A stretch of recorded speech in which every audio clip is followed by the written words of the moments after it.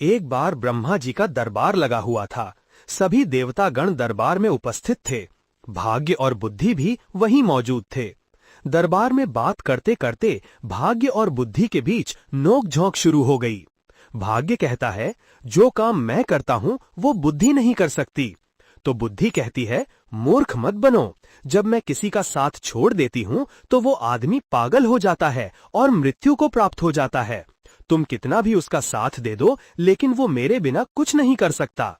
तब भाग्य कहता है, अरे मूर्ख बुद्धि, तुम नहीं जानती कि जिसका साथ मैं छोड़ देता हूं वो चाहे जितना भी बुद्धिमान हो, उसका भला नहीं हो सकता। तब बुद्धि कहती है, मैं बड़ी हूं और मैं ही श्रेष्ठ हूं। भाग्य कहता है, नहीं, मैं बड़ा हूं और मैं ही श्रेष्ठ हूं। इस वाद विवाद को देखकर ब्रह्मदेव ने दोनों को रोकते हुए पूछा, तुम दोनों झगड़ क्यों रहे हो? भाग्य ने उत्तर दिया, ब्रह्मदेव, जिस मनुष्य का साथ मैं छोड़ देता हूं वो जीवन भर दरिद्र और दुखी रहता है। तब बुद्धि ने कहा, नहीं ब्रह्मदेव, भाग्य झूठ बोल रहा है। जब मैं किसी का साथ छोड़ देती हूं तो वो चाहे जितना भी भाग्यशाली हो, कुछ नहीं कर सकता। बुद्धिहीन मनुष्य मृतक के समान होता है। ब्रह्मदेव ने दोनों की बातें ध्यान से सुनी और सोचा कि इस समस्या का हल केवल एक परीक्षा से ही संभव है। उन्होंने कहा, तुम दोनों अपनी अपनी शक्ति का प्रदर्शन करो। मृत्यु लोक में एक निर्धन बुढ़िया और उसका 20 वर्षीय बेटा रहते हैं। उनके पास खाने के लिए अनाज का एक दाना भी नहीं है। तुम दोनों में से जो इस लड़के को धनवान और सम्राट बना देगा वही श्रेष्ठ माना जाएगा। तब भाग्य ने कहा, ये तो मेरे लिए बहुत सरल है। बुद्धि बोली, ये सरल नहीं है। जब तक मैं उसका साथ नहीं दूंगी तब तक तुम उसे राजा नहीं बना सकते।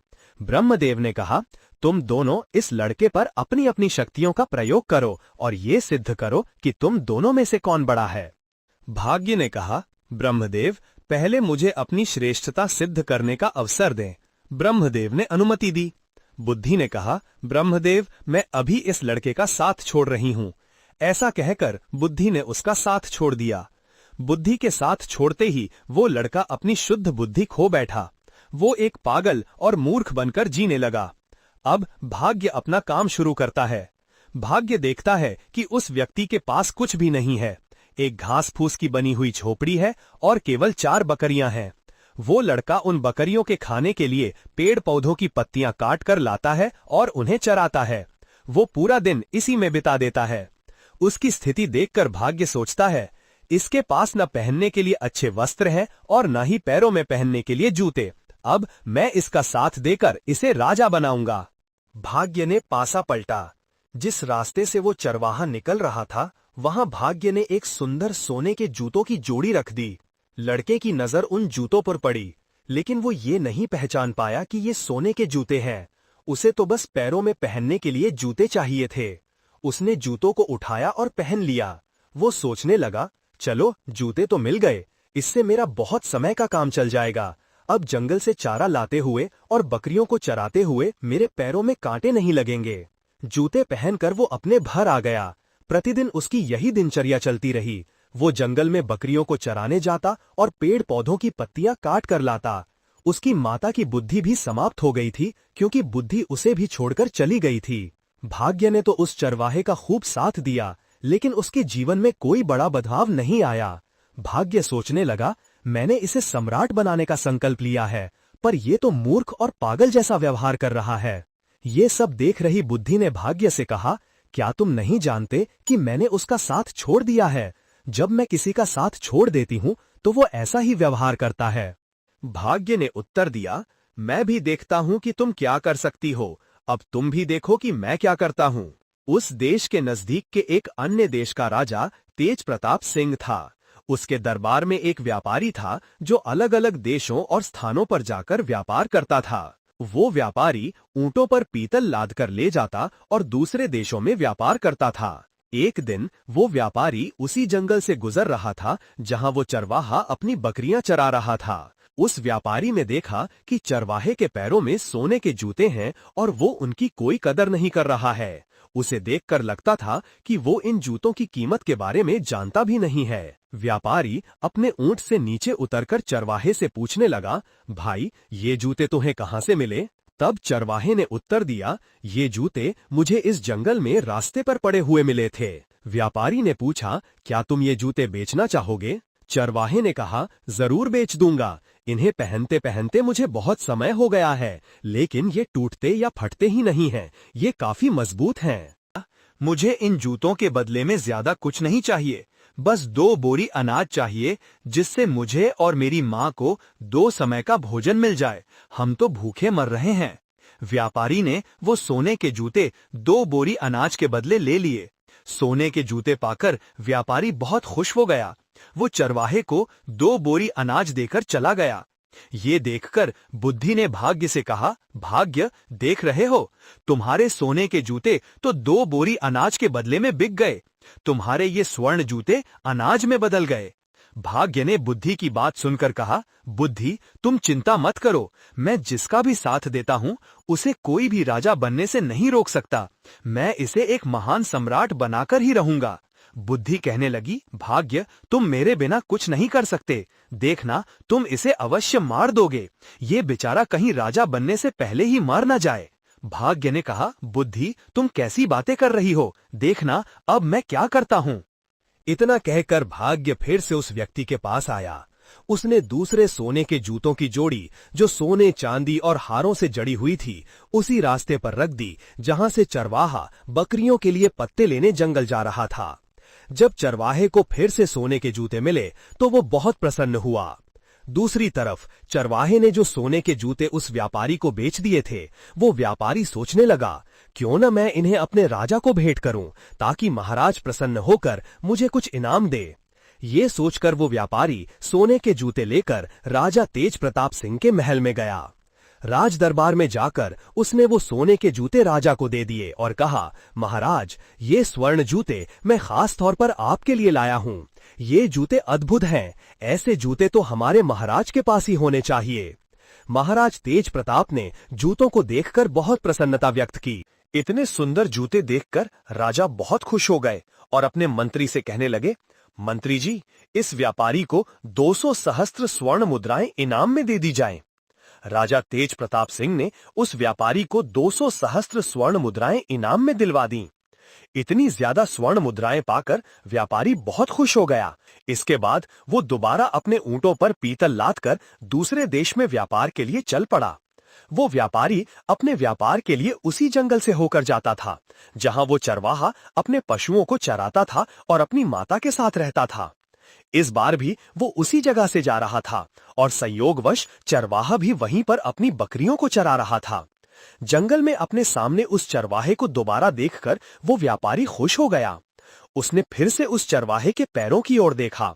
चरवाहे के पैरों में दूसरी जोड़ी स्वर्ण जूते देखकर उसने सोचा, इसके पास तो और सोने के जूते आ गए। न जाने ये कहां से ऐसे जूते लेकर आता है। उसने कहा, भाई, क्या तुम फिर से इन जूतों को भी बेचना चाहोगे? चरवाहे की तो जैसे मन चाही मुराद पूरी हो गई। वो बोला, हाँ, जरूर बेच दूंगा, लेकिन इस बार आपको इसके बदले में मुझे 3 बोरी चने देनी होगी। व्यापारी भी खुश हो गया और बोला, हाँ ठीक है, मैं 3 बोरी चने दे दूंगा। चरवाहे ने एक शर्त और रख दी। वो बोला, चने भुने हुए होने चाहिए। व्यापारी ने उसकी ये बात भी मान ली और 3 बोरी भुने हुए चने अपने ऊंट से नीचे उतारे। उसने वो चने उस चरवाहे को देकर सोने की दूसरी जोड़ी ले ली। अब व्यापारी के मन में ये विचार आने लगा, पहले एक जोड़ी जूते जो मैंने महाराज को भेंट किए थे, उसके बदले महाराज ने मुझे 200 सहस्त्र स्वर्ण मुद्राएं दी थीं। इस बार हो सकता है कि महाराज मुझे पिछली बार से भी ज्यादा बड़ा इनाम दें। मैं इन जूतों को भी महाराज की सेवा में लेकर जाता हूँ। वह इस बार भी उन हीरे जवाहरात और रत्न जड़े सोने के जूतों को लेकर राजा तेज प्रताप सिंह के दरबार में पहुंच गया। व्यापारी राजा से बोला, महाराज, मैं आपके लिए हर बार कोई न कोई विचित्र वस्तु लाता रहता हूँ। हे राजन, आप इन्हें स्वीकार कीजिए। राजा तेज प्रताप सिंह ने जब जूतों को देखा तो कहने लगे, सच में ये बहुत सुंदर हैं। ये सोने के जूते हैं और पिछली बार दिए गए सोने के जूतों से भी ज्यादा सुंदर हैं। राजा ने व्यापारी से पूछा, मुझे तुम ये बताओ कि तुम ये जूते लाते कहां से हो? तुम्हें ये जूते कौन देता है? व्यापारी को कुछ समझ नहीं आया कि वो क्या करे। कुछ सोच विचार कर उसने झूठ बोलना ही ठीक समझा और कहा, महाराज, द्रविड़ देश में एक सम्राट है। सम्राट के यहाँ मैं अपने पीतल का व्यापार करने जाता हूँ। वो इनाम में ऐसे जूते दे देते हैं। उन्होंने 2 बार मुझे सोने के जूते दिए तो मैंने दोनों बार वो आपकी सेवा में अर्पित कर दिए। ये सुनकर राजा ने व्यापारी से पूछा, व्यापारी, क्या उस राजा का कोई पुत्र है? व्यापारी ने फिर झूठ बोल दिया। उसने कहा, नहीं महाराज, अभी तो वो सम्राट खुद ही कुमार है, उनका विवाह नहीं हुआ है। यह सुनकर राजा तेज प्रताप सिंह बोले, ठीक है व्यापारी, हमारी पुत्री बहुत सुंदर है। तुम अपने उस सम्राट से जाकर मिलो और उनसे पूछो कि क्या वो हमारी पुत्री से विवाह करना चाहते हैं, उन्हें हमारा ये प्रस्ताव मंजूर है या नहीं। राजा की ये बात सुनकर व्यापारी सोचने लगा, अब तो मैं फंस गया। मैं तो ये जूते किसी राजा से नहीं लाता, बल्कि एक चरवाहे से लेकर आता हूं। अब मेरा क्या होगा? मैं तो अपने ही बोले हुए झूठ में फंस चुका हूं। राजा ने व्यापारी को आदेश दिया, व्यापारी, तुम उस राजा के पास जाओ और किसी भी तरह उन्हें तैयार करके लाओ कि वो हमारी पुत्री से विवाह करें। अब व्यापारी और चिंता में पड़ गया। व्यापारी राज दरबार से वापस आ गया। अपने घर वापस आकर उसने दोबारा अपने ऊंटों पर पीतल लादकर व्यापार के लिए चल दिया। जब वो दोबारा जंगल में पहुंचा तो सोचने लगा, यदि मुझे यहाँ ये चरवाहा नहीं मिलता तो मुझे सोने के जूते नहीं मिलते। यदि वो जूते मुझे नहीं मिलते तो मैं वो जूते राजा को नहीं देता और झूठ बोलकर राजा के क्रोध का शिकार नहीं बनता। इस चरवाहे ने मुझे भी राजा के क्रोध का शिकार बना दिया। यदि चरवाहा मुझे ना मिलता तो मैं इस धर्म संकट में नहीं फंसता। इस चरवाहे ने तो मुझे बुरी तरह फंसा दिया। सोचते सोचते वो व्यापारी उस चरवाहे की झोपड़ी पर जा पहुंचा। अपनी झोपड़ी पर व्यापारी को आया देखकर चरवाहा बहुत खुश हो गया, क्योंकि वो व्यापारी उसके खाने पीने की व्यवस्था करता था। चरवाहा बोला, व्यापारी जी आइए, आपका स्वागत है। व्यापारी वहीं उसके घर पर ही रुक गया और वह उस चरवाहे से बातें करने लगा।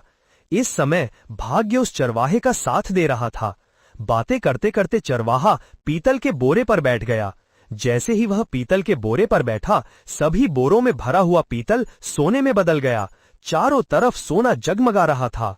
ये देखकर व्यापारी को ये विश्वास हो गया कि ये व्यक्ति या तो कोई जादूगर है या ईश्वर का कोई बहुत बड़ा भक्त है। इस पर ईश्वर की कृपा है।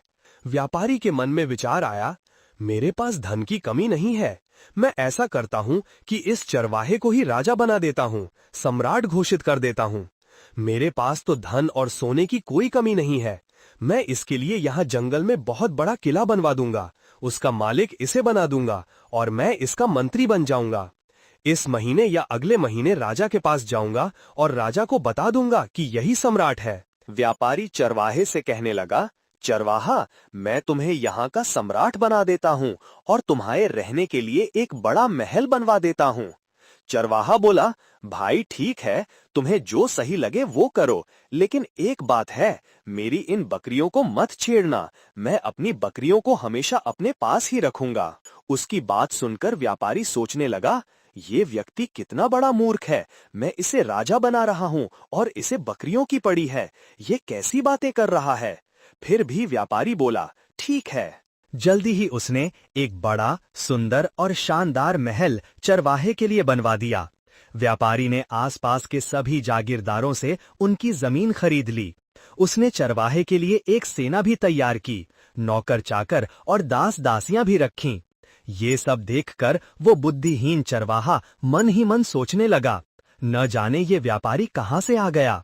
इसने तो हमारी जिंदगी खराब कर दी।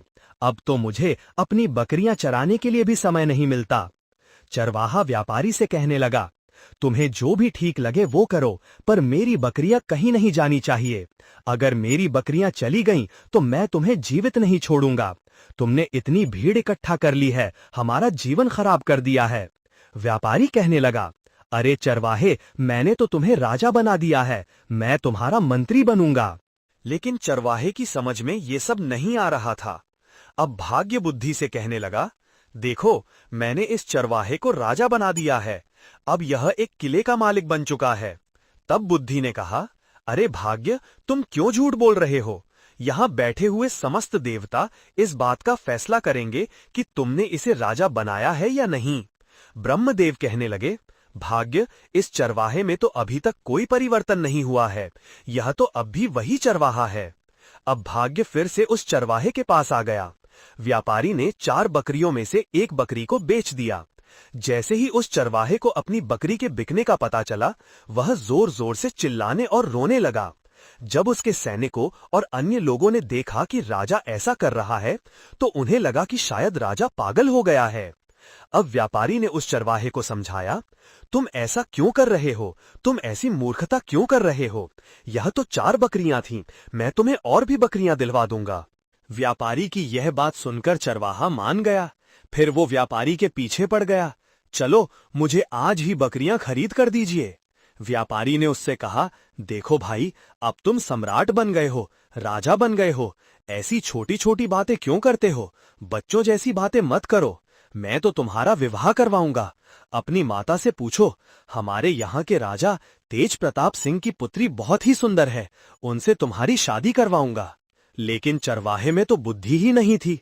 वो व्यापारी से कहने लगा, तुम मेरा क्या विवाह करवाओगे? उसकी माता भी कहने लगी, अब विवाह से क्या होगा? हमारी जिंदगी तो तुमने खराब कर ही दी है। तुमने हमें इतनी भीड़ भाड़ में लाकर पटक दिया है। कहाँ हम इतनी शांति से रहते थे, अपनी बकरियां चराते थे और अपनी झोपड़ी में मजे से रहते थे। अब व्यापारी सोचने लगा, लगता है ये दोनों माँ बेटा पागल हैं। अब मैं क्या करूं? ऊपर से उसे महाराज तेज प्रताप सिंह का डर सता रहा था। ऐसे ही समय गुजरता गया। तब तक 6 महीने का समय पूरा हो गया। अब व्यापारी अपने देश में महाराज तेज प्रताप सिंह के पास पहुंचा। महाराज से कहने लगा, महाराज, अब आप अपने नाई और ब्राह्मण को भेज दीजिए। मैंने अपने सम्राट को मना लिया है, वो आपकी बेटी से शादी करने के लिए तैयार है। ये सुनकर राजा तेज प्रताप सिंह बहुत खुश हुए। उन्होंने नाई और ब्राह्मण को बुलाया और उन दोनों को व्यापारी के साथ सम्राट के पास भेज दिया। व्यापारी उन दोनों को लेकर चल पड़ा और उन्हें चरवाहे के महल में लेकर आया। व्यापारी चरवाहे से बोला, अब तुम चुप रहना, अब बिल्कुल मत बोलना, नहीं तो महाराज तेज प्रताप सिंह तुम्हें और मुझे दोनों को फांसी की सजा दे देंगे। ये सुनकर चरवाहा बुरी तरह डर गया और व्यापारी की बात मान गया। राजा के नाई और ब्राह्मण उसकी सगाई कर देते हैं और शुभ मुहूर्त देखकर विवाह का दिन तय कर उसे बता देते हैं कि आपको इस दिन बारात लेकर महल में आना।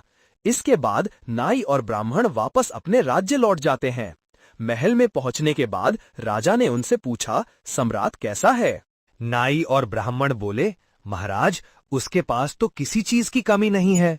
बहुत सारा सोना है, खजाने भरे पड़े हैं। वो तो बहुत ही महान राजा दिखाई पड़ता है। उनकी बात सुनकर राजा तेज प्रताप सिंह बड़े प्रसन्न हुए। अब तेज प्रताप सिंह ने आज से ही शादी की तैयारी शुरू कर दी। धीरे धीरे समय बीतता गया और विवाह का शुभ दिन नजदीक आ पहुंचा। विवाह के दिन व्यापारी ने चरवाहे को खूब सजाया, दूल्हा बनाया और एक सुंदर रथ में बिठाकर उसकी बारात लेकर चल पड़ा। चरवाहे की बारात राजा तेज प्रताप सिंह के यहाँ पहुंच जाती है। जब राजा ने देखा कि बारात पहुंच चुकी है, तो वो अपने मंत्रियों के साथ ढेर सारे उपहार लेकर बारात का स्वागत करने के लिए नगर के द्वार की ओर चल पड़ा। दूसरी ओर जब चरवाहे ने देखा कि सामने से ढेर सारी तलवारें लेकर कोई राजा सेना के साथ आ रहा है, तो वो बुरी तरह डर गया और अपने रथ से उतरकर भागने लगा। चरवाहे को भागता देखकर व्यापारी ने सोचा, ये तो पक्का मुझे मरवाएगा। वो उसके पीछे भागा और उसे पकड़ लिया। व्यापारी ने उसे समझाया, राजा तुम्हें भी मार देगा और मुझे भी, तुम ऐसे क्यों भाग रहे हो? चरवाहा डर गया और बोला, ठीक है, लेकिन तुम्हें हर समय मेरे साथ ही रहना पड़ेगा। व्यापारी ने हाँ में सिर हिलाया।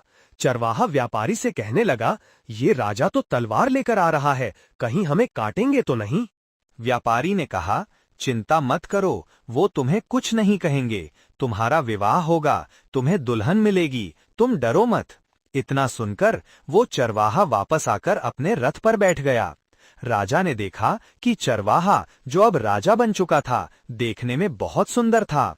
राजा ने बारात का स्वागत किया। वो मंडप में पीछे बैठ गया। राजा तेज प्रताप सिंह ने कहा, व्यापारी, तुम इसके साथ साथ क्यों रहते हो? व्यापारी बोला, महाराज, मैं इनका मंत्री हूँ, इन्होंने मुझे अपना मंत्री बनाया है। इसके बाद राजा ने अपनी पुत्री का विवाह उस चरवाहे के साथ कर दिया। विवाह संपन्न होने के बाद राजा ने दामाद को महल का ही एक भाग दे दिया। अब व्यापारी को रहने के लिए अलग स्थान दे दिया गया। व्यापारी मन ही मन घबरा रहा था कि कहीं चरवाहा उसका भेद न खोल दे। रात्रि का समय हो गया था। राज्य परिवार की परंपरा के अनुसार राजकुमारी वधू के वेश में सज धज कर खाना लेकर रात को अपने पति के कक्ष में गई। चरवाहे ने इतनी सुंदर और आभूषणों से लदी कन्या सपनों में भी नहीं देखी थी। वो डर गया। उस बुद्धिहीन चरवाहे को बचपन में अपनी दादी की सुनाई हुई कहानी याद आ गई, जिसमें एक राक्षसी सुंदर भेष बनाकर गहनों से सजी धजी किसी पुरुष को खा जाती थी। उसके मन में विचार आया, ये कोई राक्षसी तो नहीं है जो मुझे खाने के लिए आई है। बचपन में सुना था कि राक्षसी सुंदर रूप धारण कर आदमियों का खून पीकर उन्हें मार डालती है। राक्षसी के हाथ पड़ने से तो अच्छा है कि मैं यहां से भाग जाऊं। यही सोचकर वो उठा और राजकुमारी को धक्का देकर गिराता हुआ चिल्लाते हुए कमरे से निकल भागा। भागते भागते वो सीधे नदी के किनारे पहुंचा और पानी में कूद गया। जब उसे पानी में भी अपनी मृत्यु दिखाई दी तो वो पानी से बाहर निकलकर नदी के किनारे बैठ गया। राजकुमारी के अपमान की बात सुनकर राजा आग बबूला हो गया। उसने अपने सैनिकों को आदेश दिया कि चरवाहे को जल्दी से ढूंढ कर लाया जाए। राजा के सैनिकों ने उसे नदी के किनारे बैठे देखा और पकड़कर राजा के पास ले आए। चरवाहे को देखकर राजा को क्रोध आ गया। उसने कठोर दंड देने का निश्चय किया और आदेश जारी कर दिया कि अगले दिन उसे मृत्यु दंड दिया जाएगा। ये सब देखकर भाग्य माथा पीट रहा था और सोच रहा था, ये तो मूर्ख निकला। मूर्ख ने मेरी सारी योजना चौपट कर दी। तभी बुद्धि मुस्कुराते हुए उसके पास आई और बोली, आखिर तुम हार ही गए। देख लिया तुमने, तुम्हारी लाख कोशिशों के बावजूद वो राजा नहीं बन सका।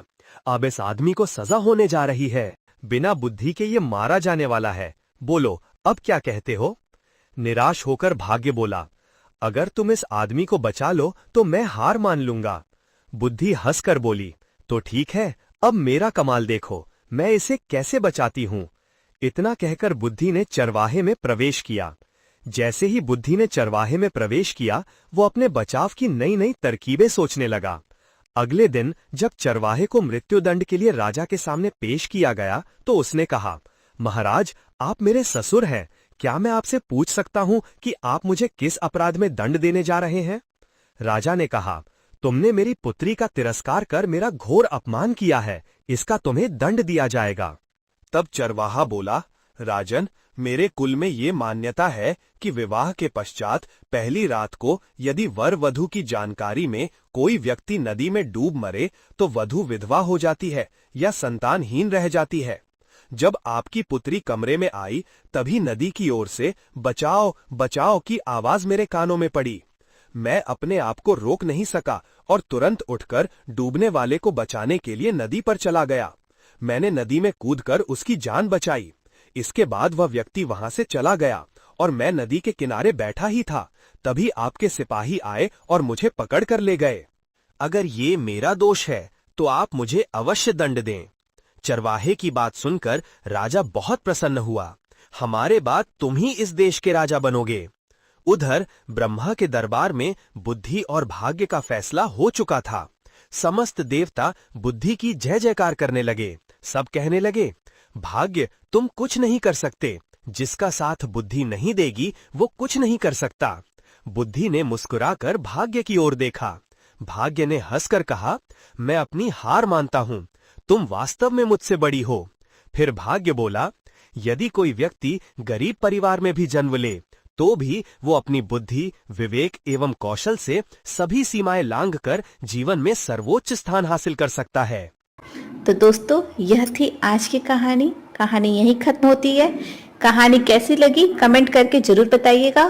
चैनल पर नए हैं तो चैनल को सब्सक्राइब करना बिल्कुल भी मत भूलिएगा। मिलते हैं अगले वीडियो में, तब तक के लिए राधे राधे।